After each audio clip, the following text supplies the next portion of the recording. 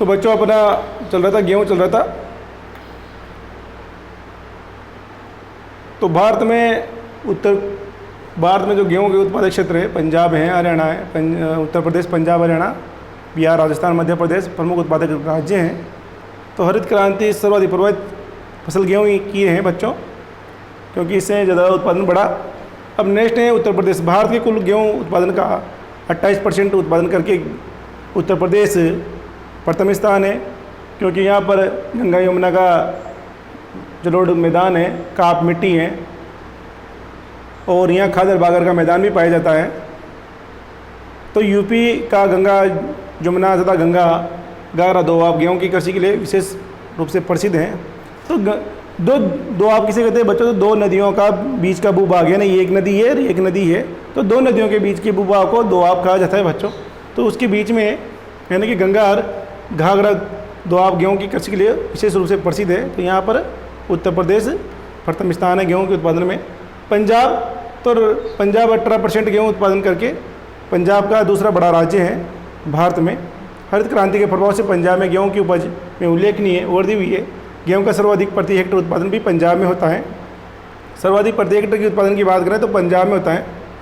और तीसरा बड़ा राज्य है गेहूँ उत्पादक का मध्य प्रदेश। मध्य प्रदेश तीसरा बड़ा गेहूँ उत्पादक राज्य है बच्चों।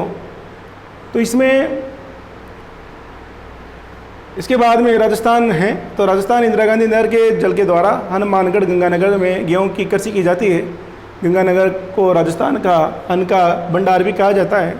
तो इंदिरा गांधी नहर की वजह से राजस्थान में गेहूँ की कृषि बड़े पैमाने पर की जाती है। तो जो गंगानगर जो जिला है तो राजस्थान का अन्न भंडार है। अब नेक्स्ट है कपास। कपास की बात करें बच्चों तो कपास का मूल स्थान भारत ही है, क्योंकि सिंधु घाटी सभ्यता के में सूती वस्त्र के प्रमाण मिले। तो सूती वस्त्र किससे बना? कपास से। तो कपास का मूल स्थान भारत ही है। तो भारत को कपास के पौधे का मूल स्थान माना जाता है। कपास उष्णकटिबंधीय फसल है जो अर्ध शुष्क भागों में खरीफ की ऋतु में बोई जाती है। सूती कपड़ा उद्योग में कपास एक मुख्य कच्चा माल है। चीन, अमेरिका और पाकिस्तान के बाद विश्व में भारत कपास का चौथा बड़ा उत्पादक राज्य है। तो देखिए कपास जहाँ पर ज्वालामुखी उजागर हुआ, जहाँ लावा से निर्मित काली मिट्टी है, से रेगुर मर्दा भी बोलते हैं, तो वो कपास के लिए उपयुक्त मानी जाती है। तो ये चीन, अमेरिका और पाकिस्तान के बाद में विश्व में कपास उत्पादक में भारत का चौथा स्थान है। अब देखें इसके लिए कपास के लिए भौगोलिक आवश्यकता है। जो भौगोलिक जलवायु क्या होनी चाहिए? तापमान। कपास उपोष्ण कटिबंधीय पादप है, जिसके लिए 21 डिग्री सेंटीग्रेड से 25 डिग्री सेंटीग्रेड तापमान आदर्श रहता है। 200 दिन पाला रहित होना चाहिए, तो स्वच्छ आकाश होना चाहिए। तो जहाँ पर 21 डिग्री सेंटीग्रेड तब 21 डिग्री सेंटीग्रेड से 25 डिग्री सेंटीग्रेड तापमान रहता है, तो 200 दिन पाला रहित रहते हैं। वहाँ कपास की खेती के लिए अच्छी भौगोलिक दिशाएं। वर्षा की बात करते हैं बच्चों तो 50 सेंटीमीटर से 80 सेंटीमीटर तक पर्याप्त वर्षा होती है। पर्याप्त वर्षा है इसके लिए अच्छी है। सिंचाई की सहायता से भी कपास उगाया जाता है। बहुत सी जगह जहाँ पर ये इससे कम वर्षा होती है, जहाँ 50 सेंटीमीटर से 80 सेंटीमीटर से कम वर्षा होती है, वहाँ सिंचाई के माध्यम से कपास उगाई जाती है। मिट्टी की बात करते हैं तो मिट्टी दक्कन के पठार की काली मिट्टी कपास उत्पादन के लिए उपयुक्त मानी जाती है, जिसे रेगुर मिट्टी भी कहते हैं, कपास की मिट्टी भी कहा जाता है। काली मिट्टी को कपास की मिट्टी भी कहा जाता है बच्चों, ध्यान रखना। और रेगुर मर्दा भी बोलते हैं जिसमें, यानी काली मिट्टी को रेगुर मर्दा भी कहते हैं। तो ये सतलज गंगा बेसिन की जलोढ़ मिट्टी में उगाई जाती है। उत्पादक क्षेत्र की बात करें बच्चों तो भारत में 2 प्रकार की कपास उत्पादित की होती है। एक तो छोटे रेशे वाली कपास, जिसे भारतीय कपास बोलते हैं। एक लंबे रेशे वाली कपास अमेरिकन कपास है।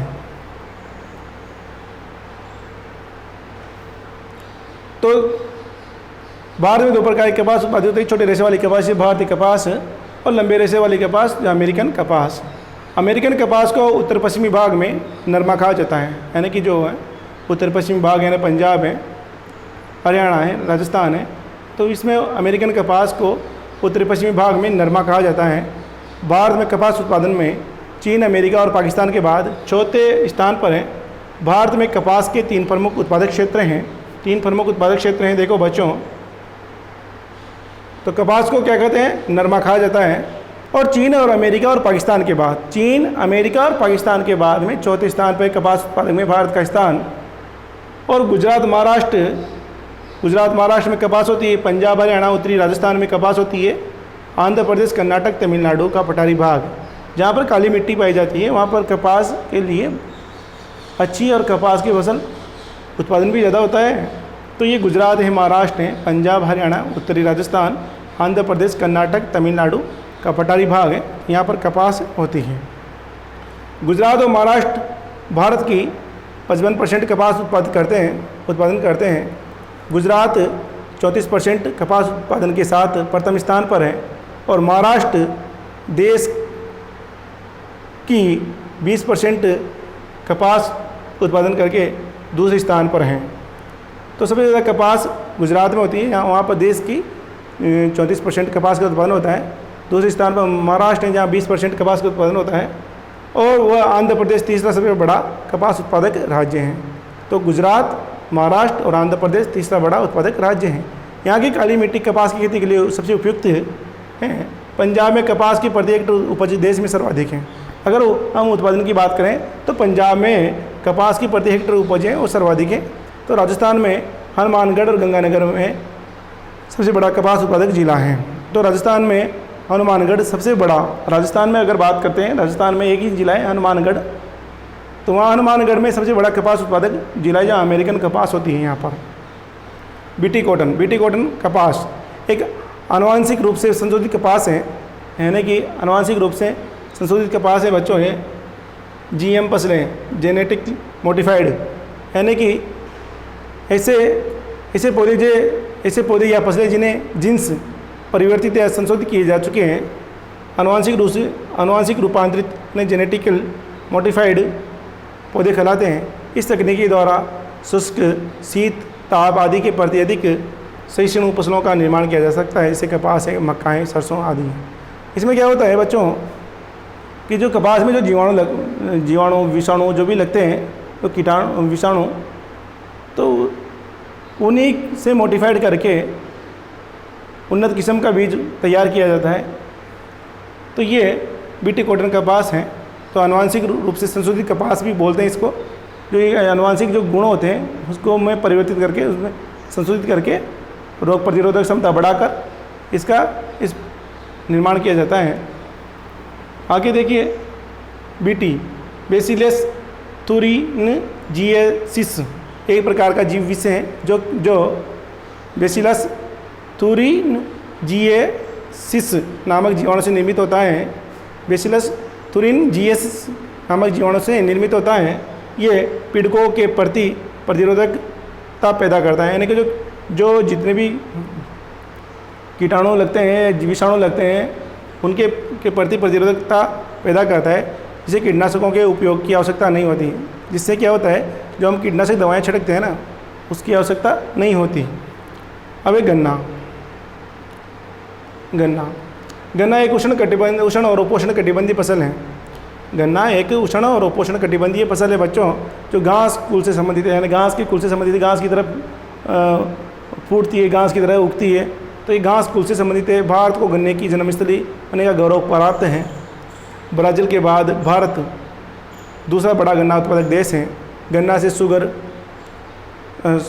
शक्कर, गुड़, खांड सारी मुख्य स्रोत हैं, यानी कि गन्ना से हम शक्कर भी बनाते हैं, गुड़ बनाते हैं, खांड सारी ये मुख्य स्रोत हैं। अगर गन्ने की भौगोलिक आवश्यकता की बात करें तो देखिए, गन्ना एक उष्ण और उपोष्ण कटिबंधीय फसल है। दोनों जलवायु में, उष्ण और उपोष्ण दोनों प्रकार की जलवायु में होने वाली फसल है, जो घास कुल से संबंधित हैं।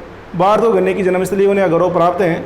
और ब्राज़ील के बाद में, यानी कि अफ्रीका महाद्वीप में देश है ब्राज़ील, उसके बाद में दूसरा बड़ा गन्ना उत्पादक देश है भारत। गन्ना से शक्कर, गुड़, खांड सारी आदि बनाई जाती है। और उसके लिए तापमान, भौगोलिक आवश्यकता है गन्ना के लिए, तो तापमान उष्ण और आर्द्र जलवायु होना चाहिए। आर्द्र जलवायु, उष्ण और आर्द्र जलवायु होना चाहिए। तापमान 20 डिग्री सेंटीग्रेड से 27 डिग्री सेंटीग्रेड तापमान इसके लिए अच्छा है। पकने के समय कम तापमान की आवश्यकता होती है। जब गन्ना के रस तो पूरी तरह से पक गया तो उस समय गन्ने के लिए कम तापमान की आवश्यकता होती है, क्योंकि अधिक तापमान में गन्ने का रस सूख जाता है। तो 20 डिग्री सेंटीग्रेड से 27 डिग्री सेंटीग्रेड तापमान होना चाहिए। और गन्ने के जो है एक और बात, गन्ने के उद्योग चीनी के उद्योग, गुड़ के उद्योग, जो भी उद्योग है वो गन्ना उत्पादक क्षेत्र के आसपास लगाए जाते हैं कि जिससे कि लाने ले जाने में दिक्कत न हो। दूसरी बात, अगर ज़्यादा किलोमीटर की दूरी तय करते हैं तो गन्ने में जो रस की मात्रा कम हो जाती है। तो इसलिए गन्ने का जो उद्योग है, जो चीनी उद्योग है, जो गुड़ उद्योग है, खांडसारी उद्योग है, ये गन्ने के उत्पादक क्षेत्र के आसपास ही लगाए जाते हैं। वर्षा 100 सेंटीमीटर वार्षिक वर्षा होनी चाहिए। 100 सेंटीमीटर से अधिक वर्षा के कारण शर्करा की कमी होना, यानी कि अगर ज़्यादा वर्षा होती है तो इसमें जो मिठास है उसकी कमी आ जाती है।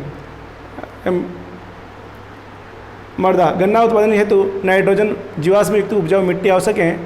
काली जलोढ़, लोमी, गंगा मैदान की जलोढ़ मिट्टी तथा दक्षिणी भारत की काली मिट्टी सबसे उपयुक्त मानी जाती है। तो जो मिट्टी है वो गन्ना उत्पादन हेतु नाइट्रोजन और जीवाश्म युक्त उपजाऊ मिट्टी आवश्यक है।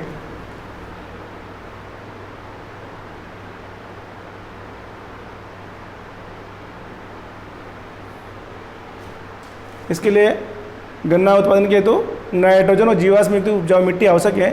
काली जलोढ़, लोमी, गंगा मैदानों की जलोढ़ मिट्टी तथा दक्षिणी भारत की काली मिट्टी सबसे उपयुक्त मानी जाती है। अब उत्पादक क्षेत्र की बात करते हैं बच्चों, तो उत्तर प्रदेश देश का 38% गन्ने का उत्पादन करता है। गन्ने का सबसे बड़ा उत्पादक राज्य है उत्तर प्रदेश। यूपी के तराई क्षेत्र और गंगा यमुना 2 आप क्षेत्र प्रमुख हैं। गन्ना उत्पादक क्षेत्र हैं। मेरठ का गन्ना उत्तम कोटि का है, जिसका उपयोग गुड़ बनाने में किया जाता है। तो उत्तर प्रदेश है तो देश का 38% गन्ना का उत्पादन करता है और सबसे बड़ा उत्पादक राज्य है। और यूपी के जो है ना उत्तर प्रदेश के तराई क्षेत्र हैं, गंगा यमुना के 2 आप क्षेत्र हैं, उनमें ये गन्ने का उत्पादन किया जाता है। मेरठ गन्ने के लिए प्रसिद्ध है। यहाँ पर उत्तम कोटि का गन्ना उत्पादन होता है और मेरठ का गुड़ पूरे भारत में प्रसिद्ध है। महाराष्ट्र द्वितीय स्थान पर है, जबकि शक्कर उत्पादन में महाराष्ट्र का प्रथम स्थान है। महाराष्ट्र द्वितीय स्थान पर है गन्ने उत्पादन में, जबकि शक्कर उत्पादन में महाराष्ट्र का द्वितीय स्थान है और गुड़ उत्पादन में उत्तर प्रदेश का प्रथम स्थान है। तमिलनाडु के कोयम्बटूर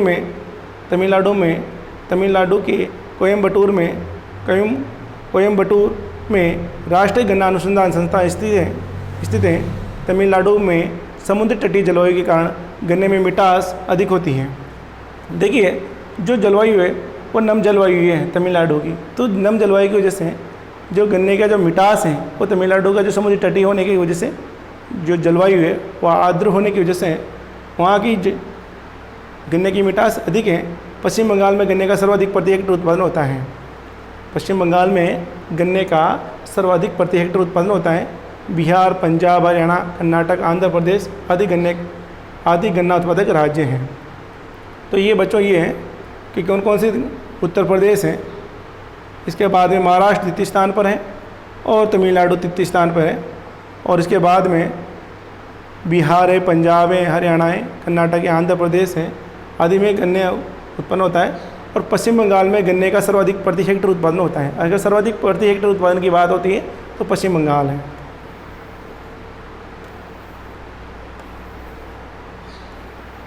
तो बच्चों ये देखिए, चावल की बात करते हैं बच्चों। और तो चावल जहाँ जहाँ पर ये है, ये देखिए चावल कहाँ कहाँ होता है। चावल देखिए, देख लो बच्चों, ये राइस वाला एरिया। तो ये आप इसको मैप में भी देख सकते हो। गेहूँ वाला एरिया देख लेना, ये गेहूँ।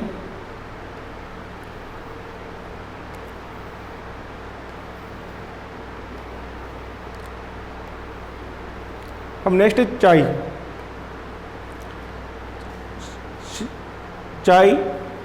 ये एक महत्वपूर्ण पेय पदार्थ की फसल है। चाय की पत्तियां में कैफीन व टेनिन प्रचुरता में पाया जाता है। तो ये महत्वपूर्ण पेय पदार्थ है बच्चों। आप सब जानते हैं चाय एक पेय पदार्थ है और चाय की पत्तियों में कैफीन और टेनिन की प्रचुरता में पाया जाता है।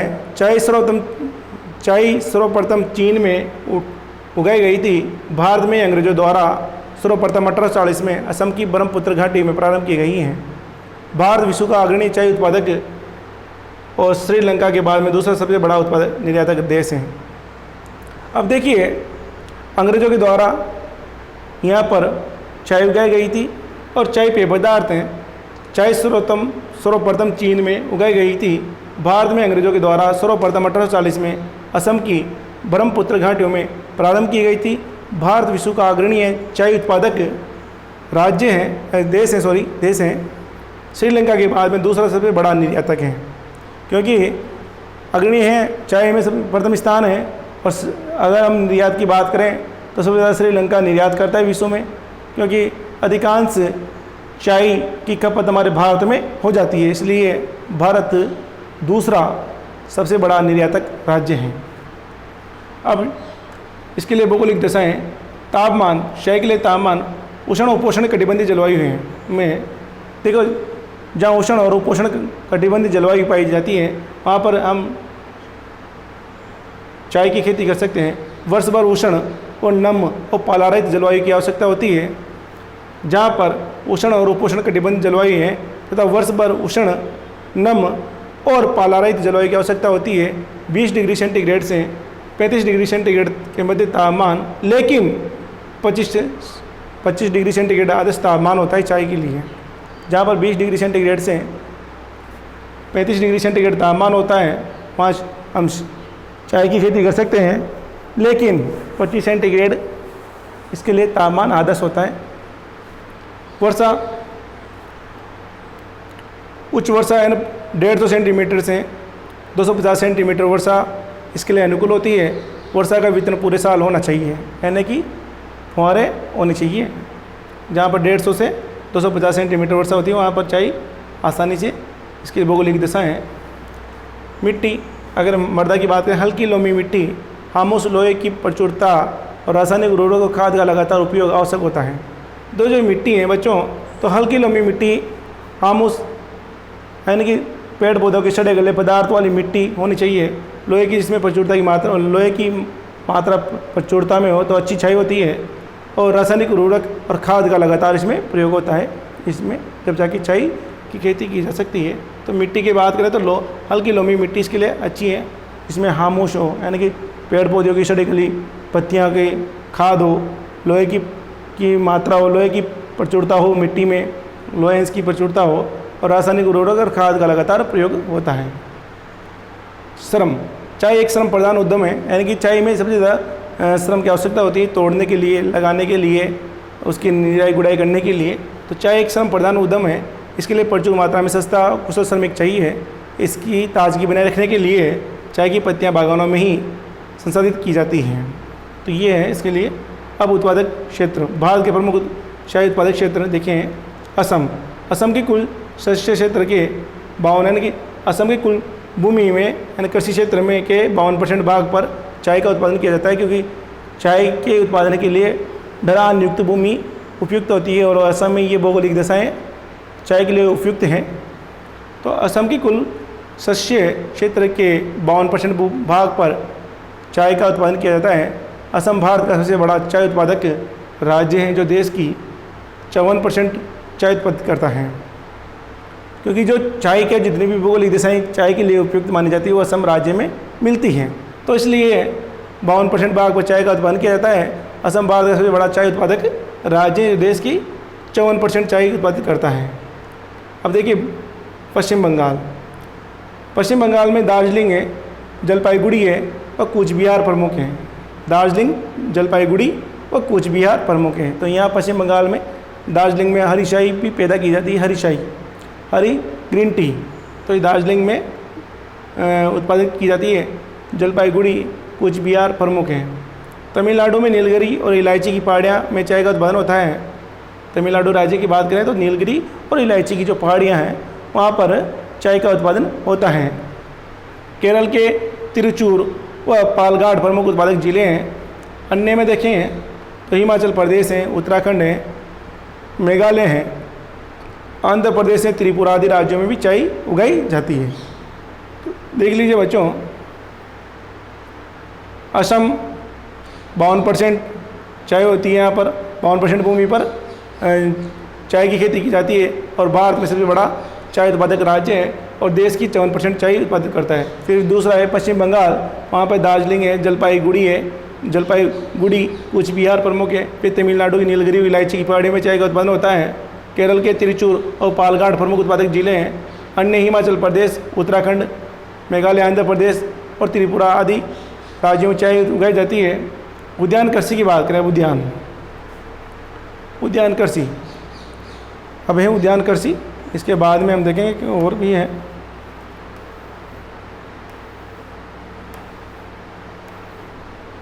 चलो ये हो जाएगा टॉपिक अभी अपना।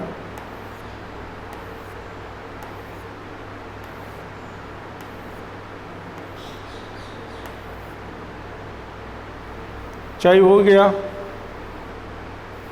अभी उद्यान कृषि।